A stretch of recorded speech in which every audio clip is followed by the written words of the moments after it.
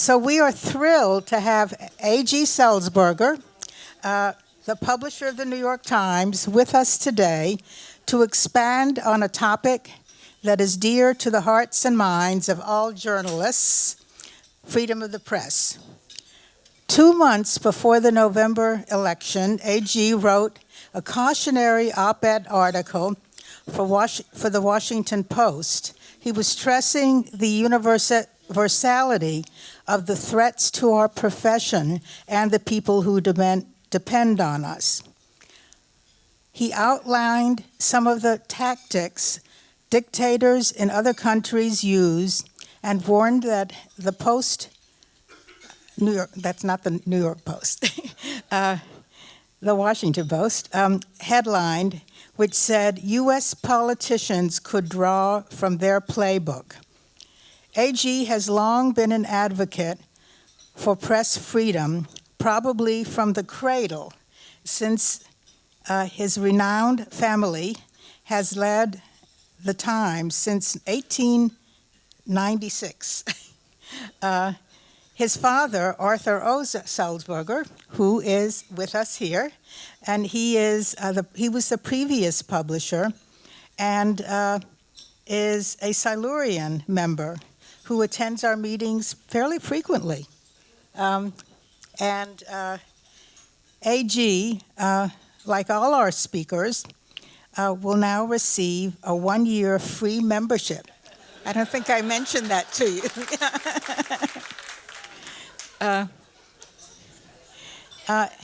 A.G. would qualify anyway with his, as a member, with his working journalist credentials. He worked briefly for his college paper, the Brown Daily Herald, before moving on to the Providence Journal, where one of his articles led to a Lions Club admitting women as members. So he was always an investigative, right? Yeah. Journalist. He then worked for the Oregonian in Portland, where he wrote a series of exposés about a local sheriff. Those are the kind of stories that many of us started out with, too. In 2009, he became a Times Metro reporter, later a national correspondent, heading the Kansas City Bureau, and then a key player in preparing the Times for the digital age. He became the publisher in 2018. And now he will expand on his September article in conversation with our esteemed past president, Joe Berger, a long-time Times writer, and then we'll have an audience Q&A. So I give you the two of them.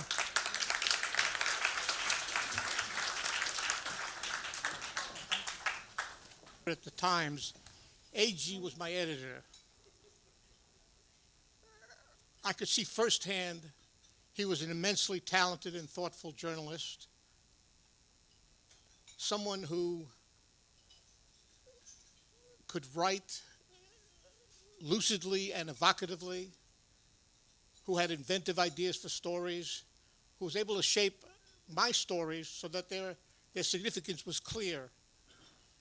And once he became publisher, his journalistic and business chops were evident in the strategies he assembled that led to the breathtaking growth of Times subscribers, now standing at 11 million. More impressive than all of that is he paraglides, jumps off cliffs in the Canary Islands, Colombia. Yeah, not a great test to my judgment, I'll admit that. As somebody who has a problem with heights, it's very impressive. In September, A.G. wrote a long op-ed for the Washington Post warning that the war against freedom of the press in several purportedly democratic countries ruled by authoritarians could come to America. Let me read you his clever lead.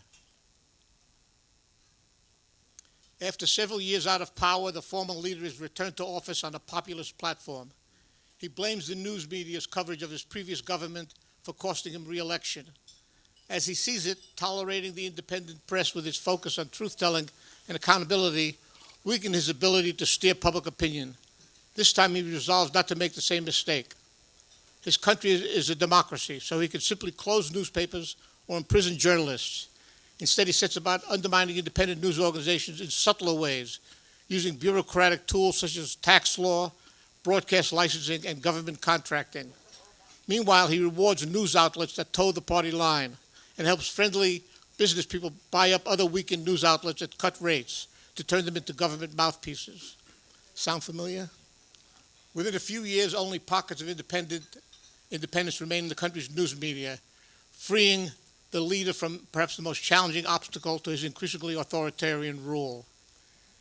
This is the short version of how Viktor Orban, the Prime Minister of Hungary, effectively dismantled the news media. So it's clear that you saw what is happening in Hungary and in India and other places as a kind of a canary in the coal mine for what might be happening in the United States. Could you first of all, just for those who haven't read the piece, just tell us what are some of the actions that have been going on in democratic countries like India, Brazil, and Hungary that prompted your Washington Post article? Great. Well, thank you, Joe, and thank you both for the very generous introductions. I will say that one of the great treats I had was being briefly Joe Berger's editor, and I say that because he taught me more than I ever could the other way. When you have a reporter like Joe Berger, you just get out of the way. So it's great to be up here with you. I really appreciate you all having me here today. So I felt compelled to write that piece because we're in a period of prolonged democratic and fairly intense democratic erosion around the world. And obviously, the strength and resilience of our democracy has become a key issue here at home as well. And with the prospect of President Trump returning to the White House, not just with his, anti-journalist rhetoric, enemy of the people, fake news, but with the promise to put that into that anti-press rhetoric turn that into anti-press action, right? Which we saw real indications towards the end of his term that he was inclined to do. At the very end of his term, he secretly seized the records of my colleagues at the New York Times, his Justice Department, in defiance of their stated guidelines involving the seizure, the compulsive seizure of journalist records. And then you had, a campaign in which his promises to go after the press and the promises of the people around him to go after the press became much more intense and much more direct, including the promise to use resources like the Justice Department or the civil court system. So it felt to me that the Times should prepare by trying to understand what the playbook that had been used to go after the press in these other countries has been. So I hired a colleague onto my team, former First Amendment lawyer, turned investigative reporter, so like the perfect mix of skills and orientations, and asked him to spend, a few months, I think it was almost 6 months, with me trying to really understand, in places like Hungary, India, and then we decided Brazil. We also looked at places like Poland and a few other spots, Turkey. Is there a consistent playbook, and what levers tend to be used to go after the press? And the portrait that ends up being painted was really striking to me, because I think, naturally people who are concerned about things like press freedom, our mind goes to, the type of actions you'd see in a place like Russia or China or the murder of Khashoggi, right, in Saudi Arabia. And in fact, in democracies, the most effective playbook has really been to use the bureaucratic state. Even before using the bureaucratic state, to normalize a climate of harassment, right? In which journalists are just constantly facing pressure for bringing the truth about powerful institutions and powerful people to the public. And I know I saw Clyde here earlier, but like no one has received more unfair criticism along this front than his daughter, Maggie Haberman, who's just doing a brilliant job. But her experience is a reminder to me of just the brutality that comes with being a truth teller in this age, in which powerful people are quickly able to sort of rally, the troop, the troll mobs to go after you. So that's one. Normalize a culture of harassment and distrust of the press. The second one is find the legal levers, right? So it'll take a lot of things to go wrong for even a very aggressive FBI director like Patel or Attorney General like Bondi, to throw journalists in jail, right? Now there's a couple of loopholes. I'm happy to talk about those, but it would take a lot of things to go wrong institutionally, right? The courts would have to fail, right? The core constitutional rulings would have to yield. It's incredibly easy to abuse the civil court system in this country. Everyone has access to it. And the only thing that you need to be willing to do is to lose money, right? And if you have money to lose, the civil court system is a really effective way to put pressure on a news industry that is more financially vulnerable than it has ever been, right? And so that's the second lever. And when I like just to paint a picture of that, like we found examples in Brazil of a single powerful businessman simultaneously suing 50 different journalists, right? Or in India, filing lawsuits in entirely different jurisdictions against the same journalists so that they have this like logistical complexity of having to navigate all these cases at once, right? And all these do, even if they lose these cases, even if the people filing the cases lose them, they can stand to lose more money than the press defending them. So that's the second lever. The third main lever is abuse of the bureaucratic state, right? I use an example of India, right? So do people in this room remember when there was, the BBC ran a documentary that looked at Modi's role, in an incident years earlier in which a huge number of people were killed.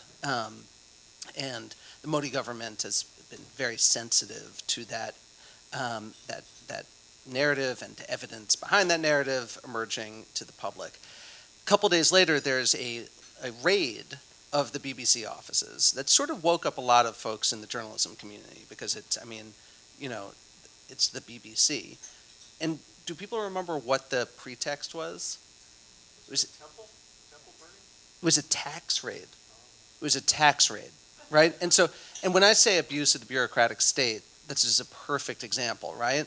It's not law enforcement officers going in with guns drawn, trying to say you don't get to say anything bad about the president, right? It was, they found some loophole in a very complex Indian tax code, that they felt like would give them pretext to get into those offices, kick all the journalists out, and then open all their records. So they spent, many days with all their files, their computers, phones, etc.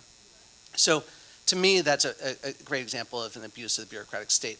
Other abuses, you could imagine, and to some extent we've seen in this country, right? Like invocations of, will we let that merger go through because of, what the media arm has said, and things like that.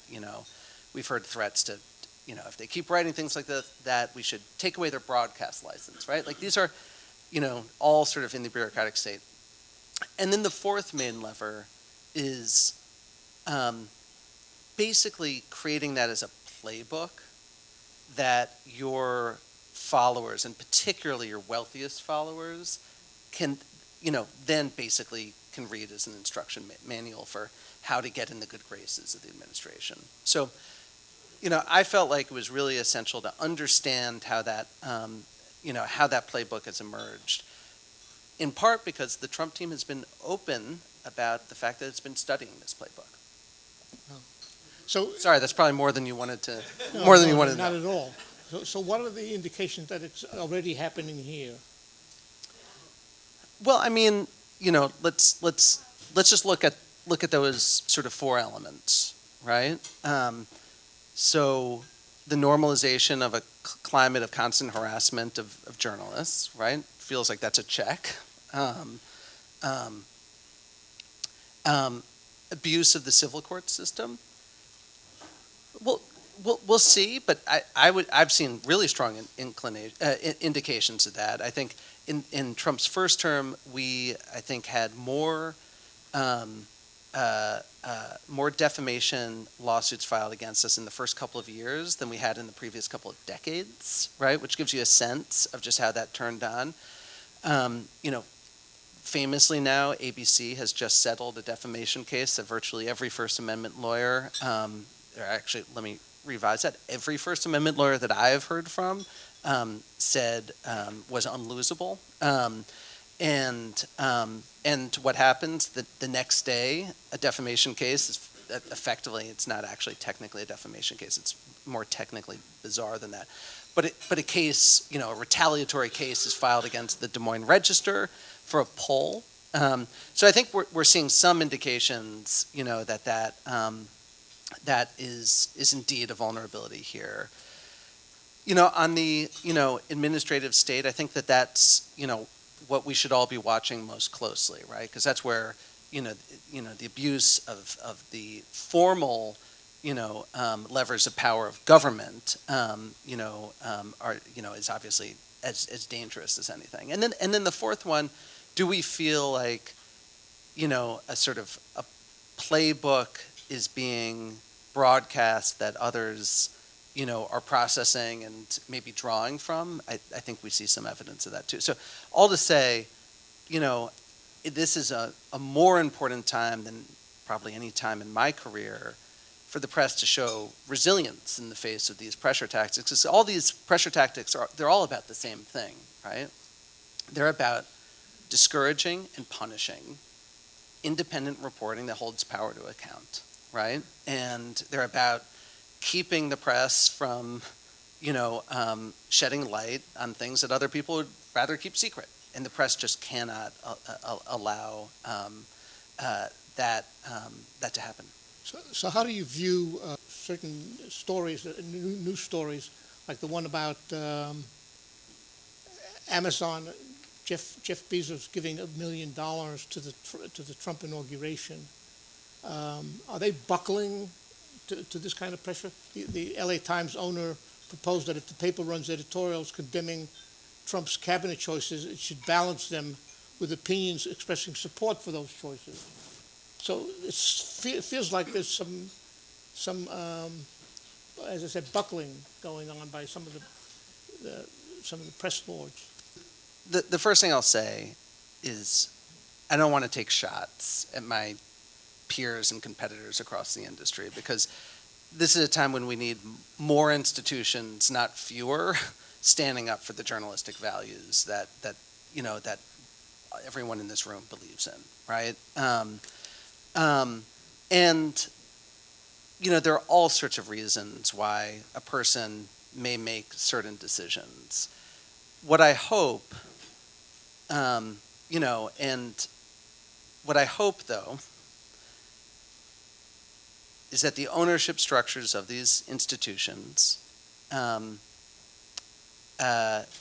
allow the prospect of inappropriate pressure being put against them and their business, their broader business interests, to allow them to discourage the type of journalism that this country needs. And and I can't get into the minds of any one of those individual decisions, but I also understand why people are asking these questions at this moment. And so I really hope that, as we head in deeper into the administration and see the type of pressure that may be exerted, that the institutions behind these places stand their ground on the things that matter. Well, what can the press do to fight back?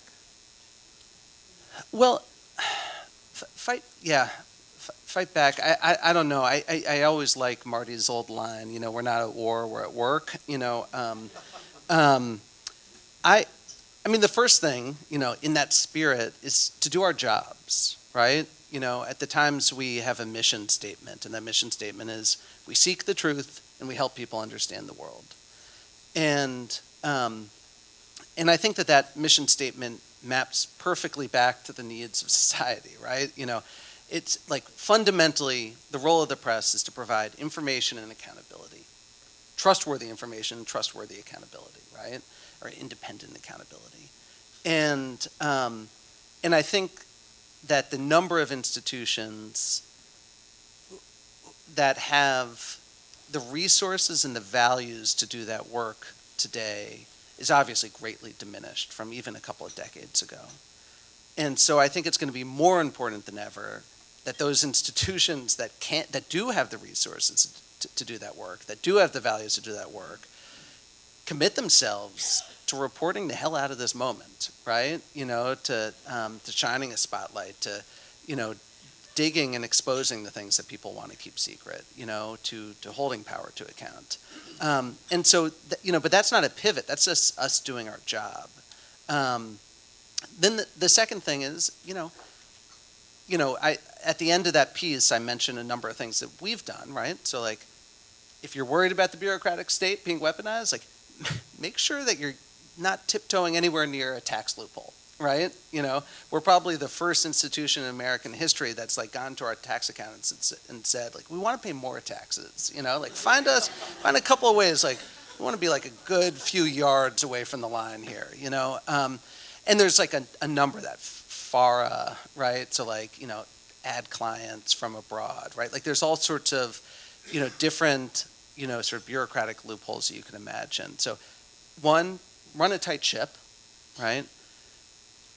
Try to get money in the bank, to deal with whatever financial pressure may come.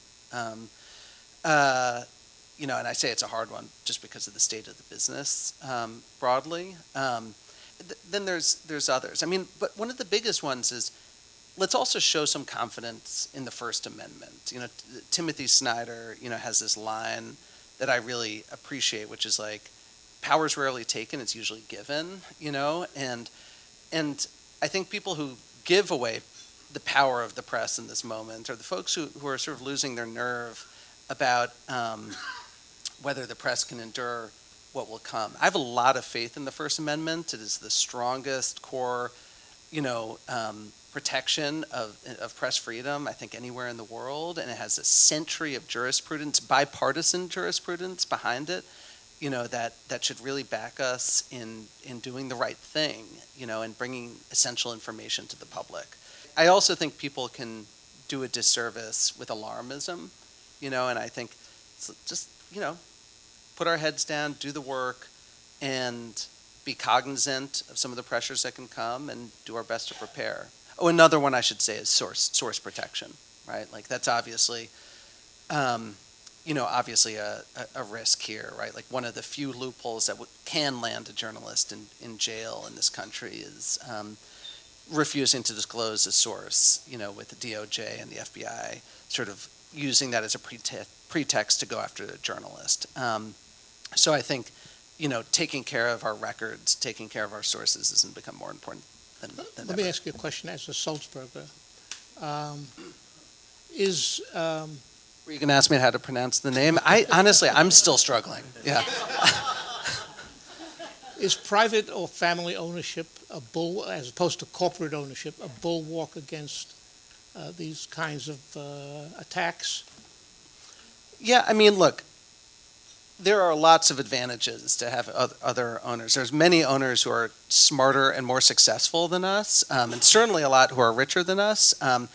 The advantage you get with us is that we have all our eggs in one basket, right? And that basket is the New York Times. And that we feel like we were put on the face of the earth to support this institution its journalistic mission and the people who make that journalism possible. And so that certainly, I'm sure it has its disadvantages too, but it simplifies things a hell of a lot. Like I have one scorecard, and that scorecard is, can me and my colleagues steer this institution through a period of profound pressure, and not just the political pressures we're talking about, but the arrival of AI, the continued transformation of the digital ecosystem, a period of polarization and tribalism, which is, yields sort of constant backlash to independent journalism, right? There's a number of fronts that we are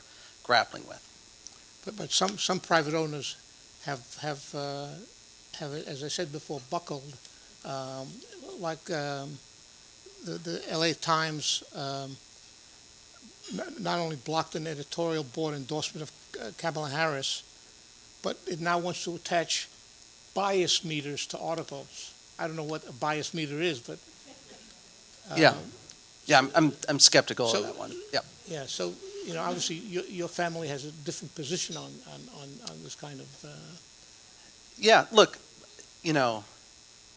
Interference. it's going to be impossible to respond to this without sounding incredibly boosterish of myself and my own clan. But Go ahead. But look, we literally, have our control of the company in a trust, and that trust literally has a mission, and that mission is to protect the editorial independence and integrity of the New York Times, and to ensure it remains an independent newspaper entirely fearless and unselfishly devoted to the public welfare. And those are the exact words that guide our fiduciary responsibility. So to me, boy, that makes my job a hell of a lot easier, having the word independence in there twice, having the word integrity in there, having the word public welfare, phrase public welfare in there. So yes, I believe in our model. What did you make of the decisions by the Washington Post and the LA Times to forego endorsements? And I know that the Times is not going to endorse a candidate in the mayoral's race, as I understand it. Do you think you might do that for the president's race as well? So there's a couple of questions in there. Look, on the first one, I really don't want to take shots at our competitors, and I'll tell you why. I think, first of all, it's their prerogative who they endorse and whether they have endorsements, and each institution's going to make its own calls on that, and I really believe that. I understand why some folks are expressing concerns. I also understand, that it is their prerogative. But more than all that, and I'm happy to talk about what we did, which I'm very proud of. But more than that, this country needs a strong Washington Post and LA Times. Just picture LA this week with the fires raging. What a resource that institution has been for the citizens of the largest city in the country, right? Experiencing, the slowest moving natural disaster that I've ever witnessed, right? And the Washington Post, good Lord, right? The Washington Post needs to succeed, right? The country is weaker without it. Our industry, our profession is weaker without it. And the Times is weaker without it. They have been our greatest competitor, putting a pep in our step every morning. And they've also been our greatest ally, right? My grandfather, his first call when the Pentagon Papers is shut down is to Catherine Graham, who just takes it from there.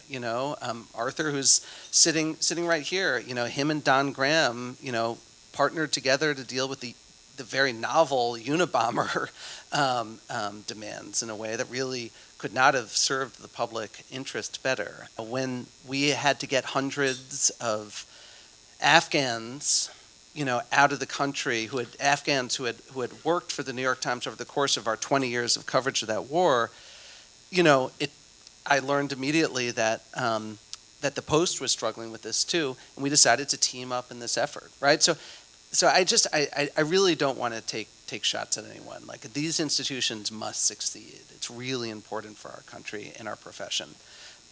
For us, our path was we we felt, we've scaled back, editorials, right? So, it used to be 3 a day, then it was 1 a day, and now it's 1 a week. And editorials are sort of a confusing, and we know this just from readers, it's a confusing model in the internet era. Like, what is it? Is it the column? Is it really the view of the institution? Is it a view of the editorial board, right? But the other thing is, we all have that friend who gives you just that one perfect piece of advice at just the right moment. And we all have that friend who gives you 3 pieces of advice every day. And which friend do you all go to for advice? And I'd rather be that second one. And so we've been scaling that back. That's included endorsements. But we've reserved the right to continue to endorse in any race that we feel is significant. And that includes both national and local, right? But the sort of pro forma endorsements of every race for city councilwomen on the Upper East Side, aren't continuing to happen, right? We did endorse in this race, and it was a very full-throated warning about the dangers of Trump in the second term, part of a series of pieces that the editorial board produced that I'm very proud of. When you look back at the election,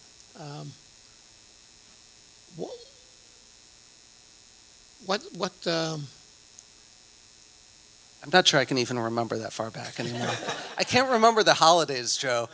what reservations might you have about the way the Times covered the election? And do you feel that, as opposed to the election in 2020, that you gave sufficient attention to the perspectives of Trump supporters?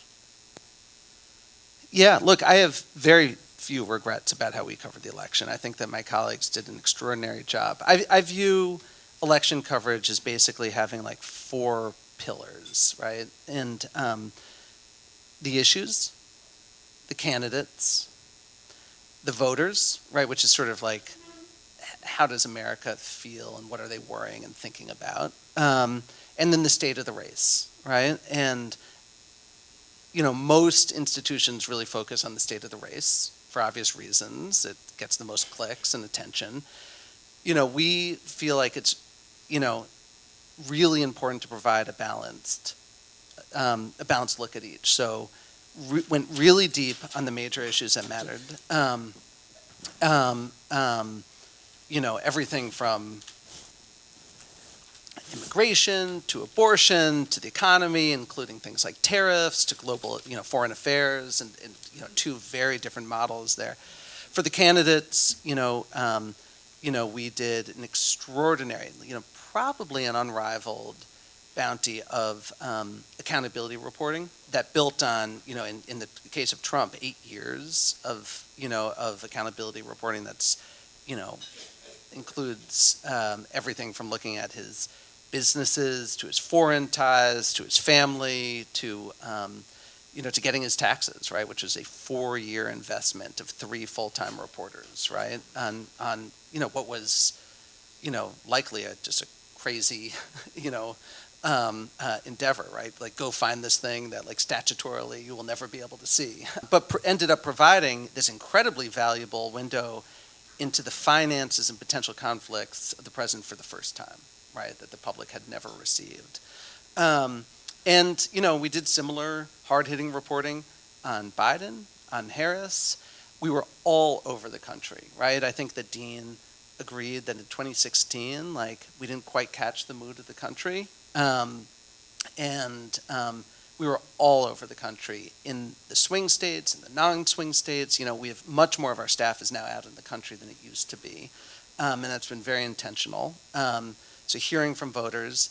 And I don't think that you can find a voting trend that you didn't find one of our on-the-ground reporters anticipate in advance, right? Like listen to Ested on how black men are starting to shift, right, towards Trump, or listening to Jenny Medina on the shift of the Latino vote in America, which in 2020 she identified that trend and was absolutely attacked brutally from the left.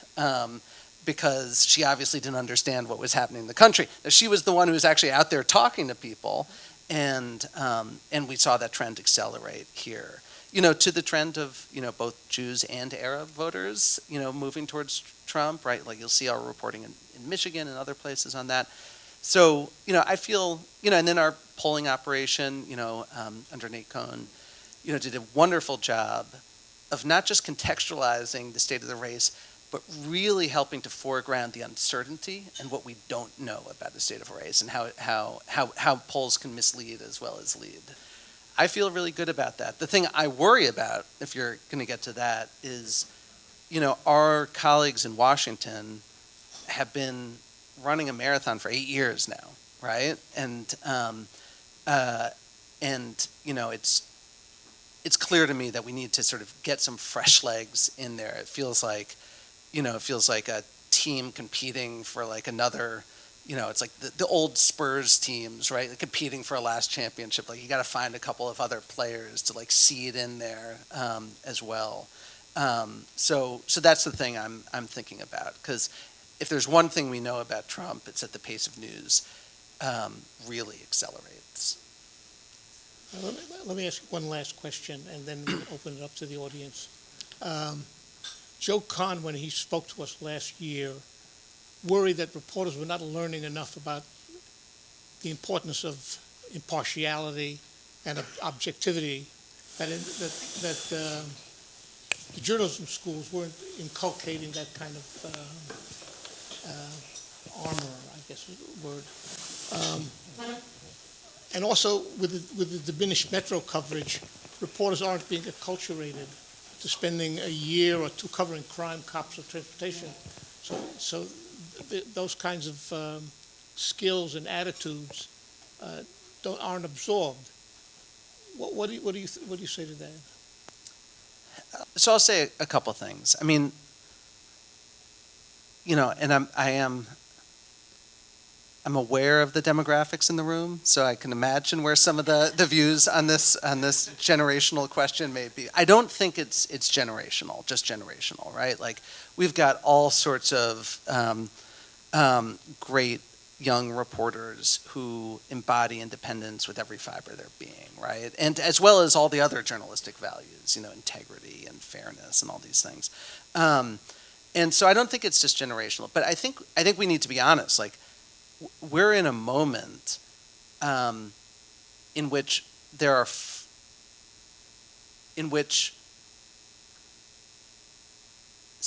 so many ways in which it's easier than ever to close yourself off from views you disagree with than ever before. And in many ways, like social media was built around that premise, right? That you could like find your tribe, right? And tribalism, right? Right, like tribalism, I think, contributes in very demonstrable ways to polarization as well. And do I think that educational institutions are doing enough to push back against that and to inculcate the type of, broad-mindedness, the willingness and curiosity to interrogate your own views, right? One of our columnists, Carlos Lozada, just had a wonderful column where he said that his least favorite thing to hear is that someone agrees with him 100%. And he said he explains why, and he explains like how little he gains from that, and how that gets him worried that he's just in a bubble with you, right? And that his favorite thing is to hear that you've agreed with him 73%, right? And because that provides the tension which allows ideas to improve, and I think that's central. That curiosity, that humility, that sense that there's always something out there that you don't know, right? Someone you haven't talked to, something that you might have gotten wrong. I think that's really central to the journalistic formula. And we're really focused on making sure that everyone at the New York Times, understands that we believe it's central to the, feels trained up in how to build that into their own work and models it in their work. And do we always get it right? Of course not. It's a human institution that produces, 250 stories a day. But I think if you look if you look, not just at individual pieces, but also across lines of coverage on issues like abortion, Israel-Gaza, the presidential election, right? You will see, us covering more ground from more perspectives than I think any other institution in America right now, and that's the model that's where we want to be, and that's what I mean by independence. Well, thank you so much. I've found it very enlightening and interesting and entertaining. Oh, good. Well, thank you, Joe. So let's open it up for questions, ma'am. Roberta Gratz. I understand your readership is the world. Your coverage is the world, and some of it is fascinating. I've learned so much. But why did you pull back on New York City? We need you. Thank you for asking that. It is not the first time I've been asked that question. You'll be happy to know. And now I'm realizing that was the back half of your question that I didn't quite get to, so you've got good colleagues here getting your back. Look, we're the New York Times. We are part of New York. We're really committed to New York. We always will be. As Joe said, I got my start at the Times on the Metro desk. And then, after a stint on National, came back as a Metro editor, right? And it's actually the only place at the Times where I edited. So I am personally committed to our Metro coverage. And our coverage of New York extends well beyond that, right? Open up our art section any day of the week, right? And you will see, half the stories or more are based in New York, about New York institutions, right? Like our business coverage is very rooted to New York, which is obviously one of the business capitals of the world, right? Along with, in particular, San Francisco. So I think this institution is not retreating from New York. We are expanding to the rest of the country and the rest of the world, and I think that expansion's been really important at a time when journalism in many of these places is in retreat. Alan Dodds-Frank. I'm going to ask two questions that are actually sort of connected. First, how's the Times and the rest of the media going to deal with the destruction of data by the Trump administration, or the failure to keep records so that journalists can make accurate comparisons of how much worse the water pollution has gotten, or air pollution, or et cetera? And second, Can you just say a beat on that? Did I miss a story on that, or is this just sort of your speculation? this is how I, as an old investigative reporter, see what's coming down. Yeah. And the second thing is, how are you going to cover Elon Musk? For instance, when X buys Truth Social, is that going to be covered as a corporate merger or the biggest bribe ever?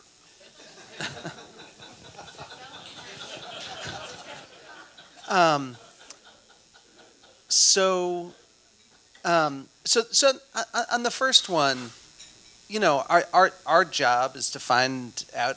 So the thing I'm proudest of at the New York Times is, under my tenure, we have significantly, probably 3 or 4x the amount of investigative reporters in our ranks, right? And we continue to add great investigative reporters. We just added one last week, I think, or the week before it. And so we've got a huge group of people. And that, in addition to our army of beat reporters, whose job is also to ensure, find out what's happening on their beats, including the stuff that people are trying to keep secret and doing wrong, right?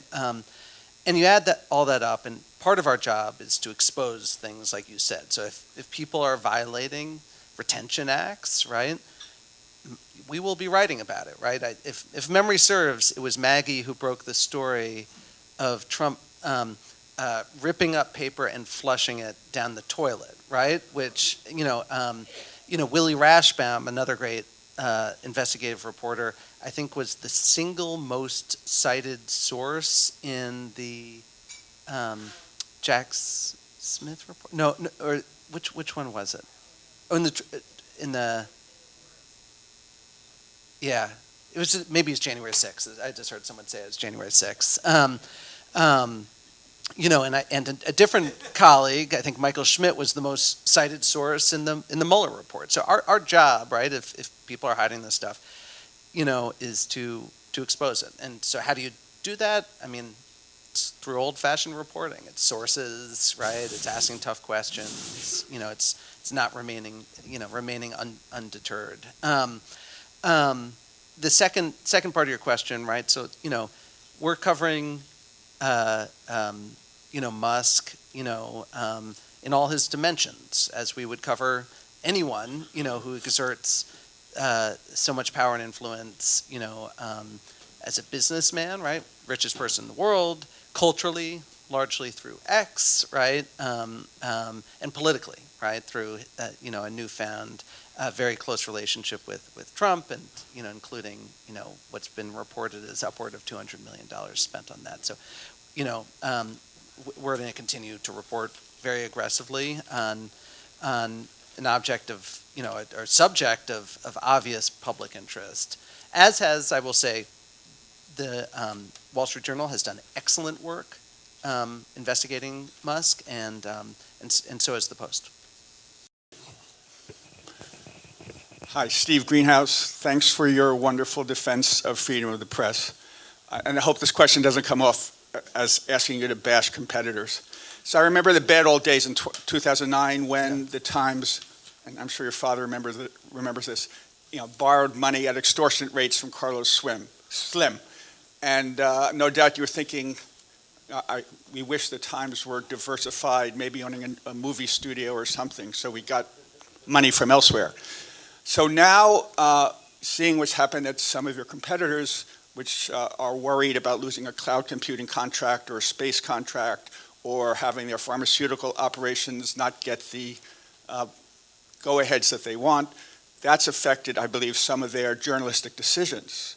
Ditto with the $15 million Disney's $50 million settlement of the libel lawsuit. So I used to think it was unfortunate that the Times wasn't diversified back in 2009. Do you think now it's healthy not to be diversified? Do you think it's a problem that some of these other companies are diversified and their non-journalistic businesses are affecting their journalistic decision-making? Or in other words, should Jeff Bezos sell the Washington Post to McKinsey Scott? I really don't want to go there. I mean, look, Bezos himself at the Deal Book Conference told your former colleague Andrew Ross Sorkin that, he's, what does anyone remember the language? He said, I'm a complicated owner for the Post, right? Almost every day, someone in my various businesses will be talking to someone in government, right? And that's complicating, right? So I think I'll let his description of that stand. For what it's worth, I will say that, with one of the fiercest guardians of journalistic independence as his editor, in Marty Baron, there was a long run there in which, no one even suggested interference. So I want to hope that the Post finds its footing, because I think that the country needs a strong Washington Post. As for your question, if they're complex, we're pretty damn simple, and I think that's what you're getting at. I think, our business model is not to create, because we've been growing again, has not been to create a conglomerate. It's to create a bundle, and a bundle is much more akin to the newspaper, right? Which is a bundle of different types of journalism that served your life in different ways. But it's all about building a singular relationship, and that's our solitary focus. I'm Donald McNeil. I'm a former New York Times reporter. Is there any discussion or thought of creating, your legal fees are likely to go up enormously over the next 4 years if what you predict comes true, and I think you're probably right, it will. Is there any discussion of creating the equivalent of a PAC or a fund, a Defense of the First Amendment fund, that would allow millionaires that might be friendly to the idea of keeping the First Amendment working and the New York Times solvent? It's not a completely crazy idea, but there was a time when Bill Gates offered us a lot of money in order to increase global health journalism, and there was a discussion within the building as whether or not they'd accept it or not. Is there any possibility that people might come forward and say, the New York Times isn't going to be able to put this money towards the bottom line, but we'll be able to use it for legal defense? Yeah, it's a great question, Don. Thank you for that. I don't think we're there yet. I think that the degree to which I'm hearing talk of a fund like that, it's actually for the institutions that are less prepared to cover this. So if you look at like the Mississippi Today, they just had, is it Mississippi Today? They just had they exposed some, I think it was Medicare fraud or something. Anyway, I don't have all the details clearly, but former governor of the state has sued them, right? And they're so small, right, that this lawsuit moving forward has just like really impacted their ability. Kansas there was a newsroom in rural Kansas that was raided, similarly under false pretext. So I'm hearing a lot of talk of how can we build up through the RCFP, I'm sure you know them, the Reporters Committee for the Free Press, which does excellent work, legal work on behalf of newsrooms and have been a real ally of ours on big issues like the Press Act, which sadly just failed. I think they're focusing more on can we build stuff up that will sustain that. And it's really important that we sustain those smaller newsrooms' willingness to write hard things, because once you start to lose that in the rest of the ecosystem, it becomes easier then to put pressure on the handful of organizations that are willing and able to hold power to account. At this point, thankfully, and I think implicitly, both of you have enough, memory about the times and where we were. We've got a lot of money in the bank, and I've got investors that wish that that we would put that money to use, and I've got unions that wish we would put that money to use in an entirely different way, right? And it's there because, in part, because we are not through the storms of this era yet, and so that I'm hoping that is a cushion that will keep us from needing the type of intervention that you're describing. But one of the things I've said to my colleagues is none of this will just happen overnight. Like, we're going to see signposting and all this. And the key thing, once you get the signposting of like how the press freedom landscape is degrading, right, is to make sure that we're narrating that, right, in a way that like real people can understand, right, like including why like the Bill Gates of the world can understand like why this matters for business, why this matters for public health and other causes. In preparation for the second Trump presidency, I know journalists in various newsrooms are being reminded of good legal hygiene, using WhatsApp and Signal and not keeping notes around unnecessarily and so forth. I wanted to see if you could talk to any of those precautions and what they might augur for news gathering going forward, because who knows how long Trump himself may be a phenomenon and how long that kind of atmosphere might continue. Yeah, thank you for the question. First, the leak investigation environment got worse through successive presidencies, both through Democrats and Republicans, right? So like Bush was worse, then Obama actually managed to lift the bar, and then Trump lifted it still. Biden deserves credit on this front for actually trying to put some meaningful reforms in.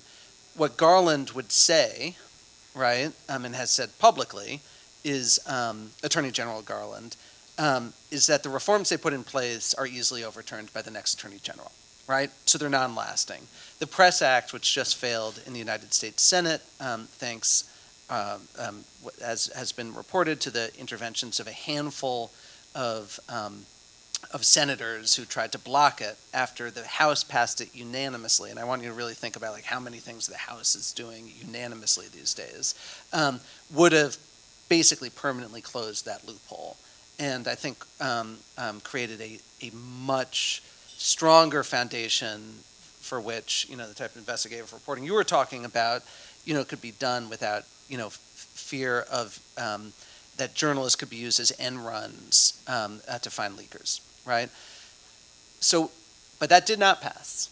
And the Attorney General is likely to overrule those protocols, which means that that journalists are just going to have to be even safer, even more rigorous, even more paranoid. And, I can't walk you through all the things, but, the type of questions we're asking ourselves, right, are like, is it worth having some of our China and Russia reporters talking to Washington journalists about, like, the sort of excessive precautions they will sometimes take, right, in a state in which surveillance is much more normalized, right, like things like that. For me, one of the questions, that I broached actually this very week is, should I talk to some of our service providers, right? So like when the AG, I think it was actually post-Barr, it may have been Barr, but at the very end of the Trump administration, secretly seized the records of Times reporters, Post reporters, and CNN reporters. Our phone company rolled over and just gave everything without letting us know. So that's AT&T. AT&T did that while they owned CNN, right? Google, right? And I'm not known for getting on stages and complimenting tech giants, but I really think they deserve credit. Google fought in court vigorously to get our general counsel, our deputy general counsel, David McCraw, our First Amendment lawyer, notified that these records were being sought. They won. He was brought into the case. He was able to slow it down. He was able to bring me in, right? And ultimately, those email records, which Google controlled, were never released. So those are the type of questions, right? In addition to the obvious ones, like signal versus email, right? I think there are these other sort of secondary questions we're asking as well. Thank you. I'm Jane Carr, 30-year veteran of the Times. AG, do you have any demographic, political data on who our subscribers are at the Times? I remember 2016, and there was a great deal of interest at that time to reach out to rural population Americans and conservative views. I wonder how successful that has been. Certainly the coverage has really expanded, but how are you going to reach Americans who get most of their information from X and Fox News, which is the largest news operation out there, and pull those readers into the Times, people who consider the media to be the enemy of the people? Well, thank you for that. I want to just correct one small thing, which is I actually don't believe in chasing a reader demographic, right? So it's been widely reported that that we have been trying to increase the number of conservative readers, and that's actually not true. Now, I would love more conservative readers, but the reason it's not true that we are trying to sort of chase a demographic is that I believe that chasing any demographic is fundamentally corrupting to a journalistic mission, right? Because the best way to get a demographic, especially in this tribal era, is to start telling them what they want to hear and stop telling them what they don't want to hear, right? And I think it leads to bad decisions. And that's true, that's not just like a right-left thing, right-left-center thing, right? That's true with any group, right? Like if the price of admission, for being viewed as fair on the Israel-Palestine story, right, is that we never write something, that is viewed as, damaging to the interests on one side or helpful to the interests of the other, right? We're going to fail that test because we believe this is a complicated story and that our readers deserve the full truth, right? So we're bad at serving partisans, basically. And it's why, like, we simultaneously have a section of America who says the New York Times was singularly, obsessively focused on Joe Biden's age. And we have a section of America who says the New York Times was systematically, obsessively covering up the question of Joe Biden's age. And it's like both those things can't be true, but they're... So what I believe, instead of sort of looking for a demographic, is like, if we can be a diverse news organization that is really committed to the model of independence, that is really in the country, right? That's not sort of trapped by our bubbles. Like I live in Brooklyn, right? Like the Brooklyn bubble is a bubble, right? I went to an Ivy school. That's a bubble, right? And be out in the world with curiosity and empathy and skepticism. I think ultimately, by standing still, we'll have more and more people come to us right now, right? So just to put it into place, right? Like if right now, something like 2/3 to 3/4 of Republicans have said over the last few years that they were not open to a news organization that didn't treat the ambiguity of the outcome around the 2020 election as at least an open question, right? And if that's your price of entry, that's your litmus test, right? We're going to fail that. Like, we can't chase that reader. And similarly, I could give an example, from our coverage of some trans issues, right? Where there's other litmus tests being applied to say you must have written this or not have written this in order to be seen as fair. And we have to be the place that's willing to tell all these things and to follow the truth wherever it leads. I also believe that this tribal moment will inevitably have to burn itself out, right? It's just too destructive. I believe that most people do not like being lied to or told half-truths, and that most people figure it out eventually, right? And so I think our goal is, can we do an ever better job of covering the country in all its complexity? And if we do, it may not be 10 years, it may not be for 20 years, but the people who are skeptical of us, right? Maybe it's because they think that we're for rich people, or that we're for white people, or that we're for liberals. I think more and more of those folks will come to us because we're telling their stories too. Hi, AG. It's Ralph Blumenthal. Was any consideration whatsoever given to not endorsing a candidate? Was there any discussion at all about it in your circle? Yeah, it'll be a really unsatisfying final question because I won't talk about what we are talking about privately in the endorsement room. Sorry.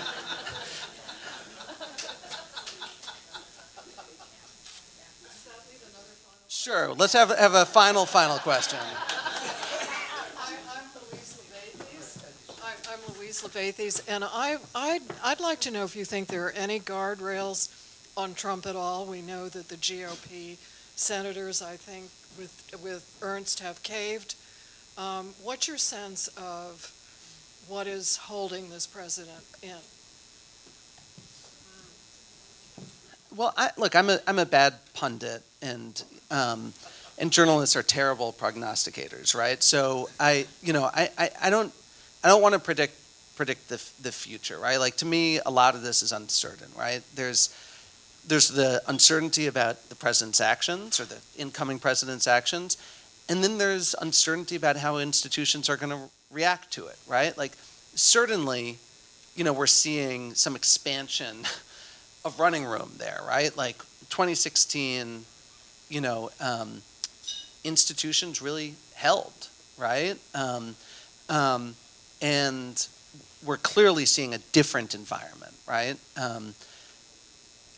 I think that's a great question for us to be reporting on, right?